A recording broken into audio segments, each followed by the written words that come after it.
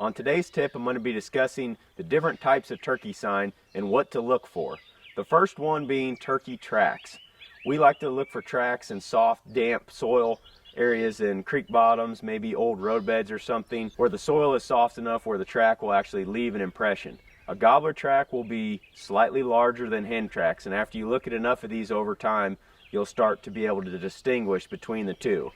You just have to remember that turkeys don't weigh a lot. They max out at 20-25 pounds as a big tom, so you need that soil to be really soft in order for that track to show up. What we like to do, if we're hunting, we'll wait for a rain and then try to go out immediately afterwards to find that fresh turkey sign and then set up on it. And while we're hunting, we're constantly looking for fresh turkey tracks. That's going to give you that most recent information that you need when it comes time to set up on a gobbler. And in spring, as hunters, we're constantly looking for gobbler tracks, and if we find those, even if they're old, we still take note of it. There's a good chance those turkeys have not moved very far off.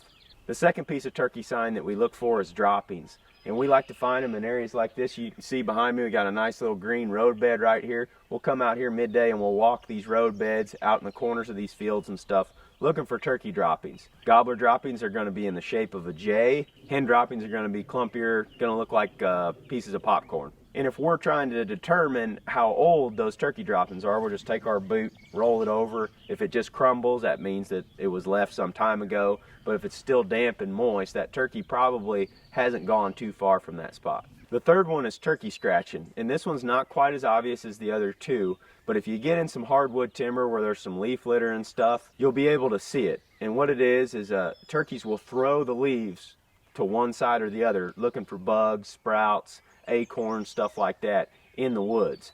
And the way that you can distinguish turkey scratching from a lot of other animals scratching in the woods is it'll typically be in a V-shaped pattern, and turkeys will throw the leaves with their feet.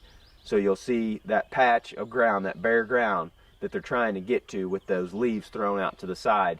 And when we're looking for fresh turkey scratching, a lot of times the leaves will still have moisture on them from where the turkeys flipped it over, and the dirt will still be moist. It hasn't had time to dry out yet.